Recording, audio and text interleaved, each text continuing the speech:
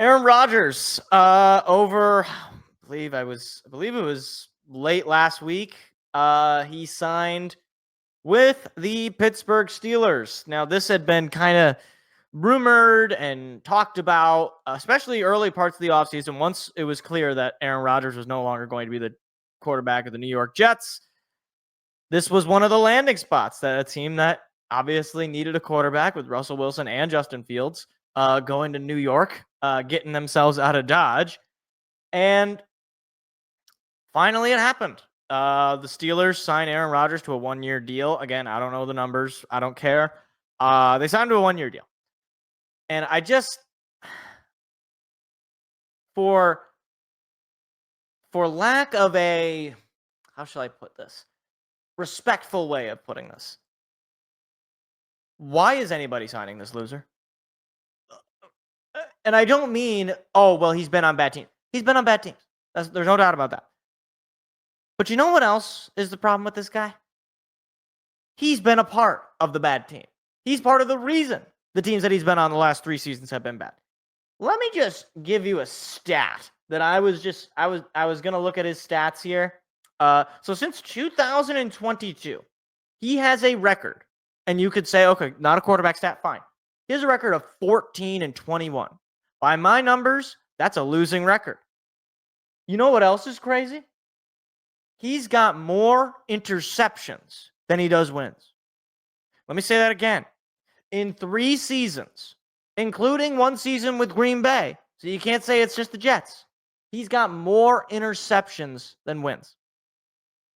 And even if you want to say, well, he didn't play any games in 23. Okay, fine. That's still, like, in 2 seasons, he's got more picks than wins. Like, how is that any better? Like, it's just absurd.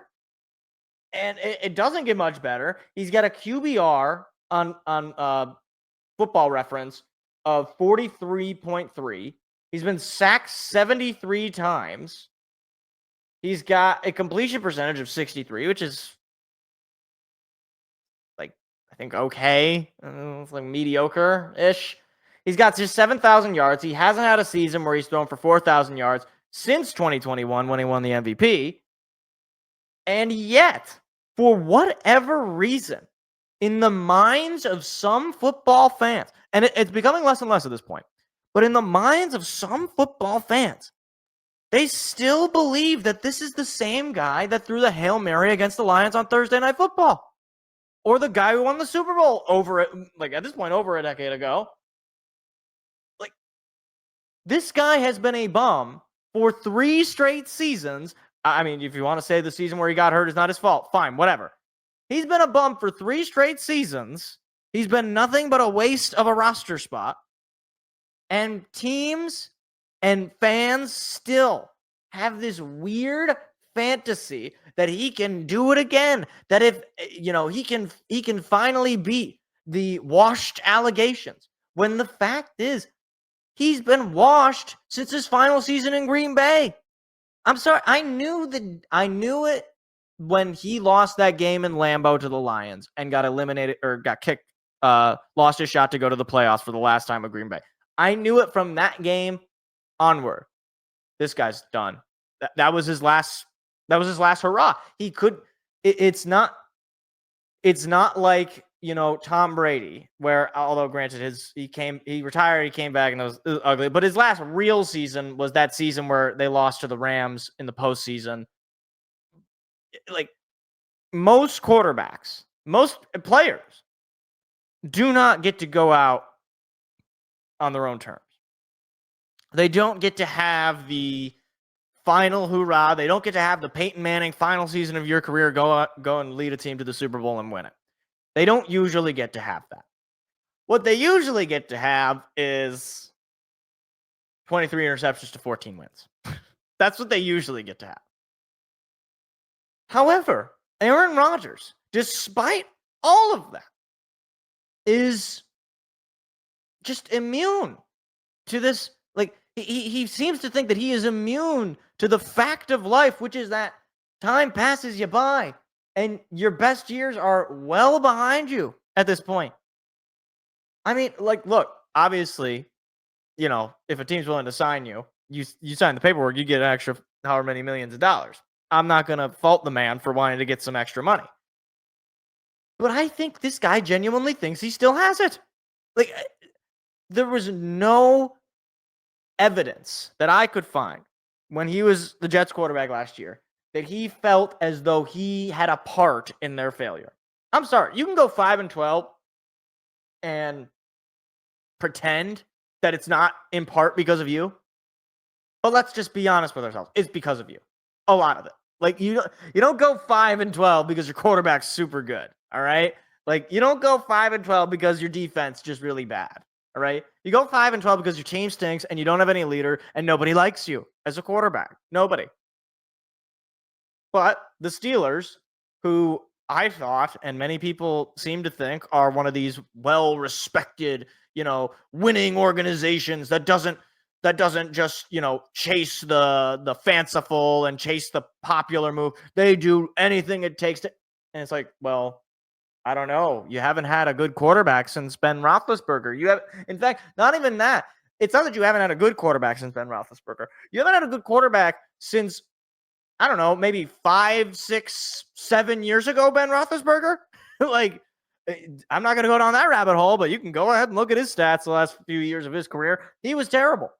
And since he's retired, they've had they've had a different quarterback every single year. They've had Kenny Pickett, they've had Russell Wilson, they've had Justin Fields, they've had Mitch Trubisky, I believe, started a game.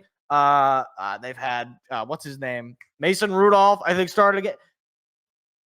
And it feels like the Steelers are the Jets with better PR. And that's gonna anger some people. But frankly, ask any Steelers fan. Like, has it been fun to go 9-8 and never win your division, never win anything meaningful in the postseason, and every year not really know the fate of who's going to be your quarterback? I mean, like, I'm not going to say that Kenny Pickett was some superstar stud in the making, but to get rid of him after basically only one season for Russell Wilson and Justin Fields, this is supposed to be the winning organization. This is supposed to be the standard bearer. Sorry, not sorry. This organization stinks, and it stunk for, at least half a decade at this point. And so, what do bad organizations do? They do stuff like this. They bring in guys that are all name and no substance. They bring in guys that have very little leadership qualities at this point. And it's a storyline. It gets people talking about the Steelers. Hey, I didn't think I was going to talk about the Steelers going into this show, but it is what it is. And if you want predictions, yes, Aaron Rodgers will fail here too, because he's failed since his last season in Green Bay. He has done nothing but fail. Like, you can call it me hating Aaron Rodgers because I'm a Lions fan. Okay, most of the time that he dominated, Lions were not even a factor. Okay, so you could throw that out. He's been terrible for, at this point, 3 seasons. He's going to be terrible for a 4th season. And if some team after this year decides they're going to sign him, let alone that team being the Steelers, then I got nothing. Like, then I wish my name was Aaron Rodgers, because then I would be able to sign for millions of dollars, because it's basically the same thing. It's basically, it'd be as if you got me. All 5'7" of me out there playing quarterback, because it's pretty much the same thing. On another note, a slightly more humorous note, I saw some video footage of Aaron Rodgers at, I don't know, not spring training, the mini camp or whatever it is. Who is sizing this guy's helmets? Every time since he's been on the Jets, the helmet looks like he's wearing like an astronaut helmet. Like, can we please get the man a smaller, more correctly fitting helmet? I don't know. Maybe I'm the crazy one. It looks like a bobblehead. It's ridiculous. But hey, I'm looking forward to getting to play Aaron Rodgers this year, because the Lions do play the Steelers. So gonna be looking forward to beating him one more time, because it's been a few years since we've gotten the pleasure of doing that. So fun stuff. Rest in peace if you're a Steelers fan, honestly. Like, if you know any Steelers fans, please reach out to them and Oh, what do they have to be sad about? They won all those Super Bowls. Please. Please. You deserve a little bit of sadness and pain, Steelers fans. It's good for you. Builds character. Hey, YouTube, if you like clips like that, hit the like, hit the subscribe button. We've got live shows every Tuesday night. Hope to see you there.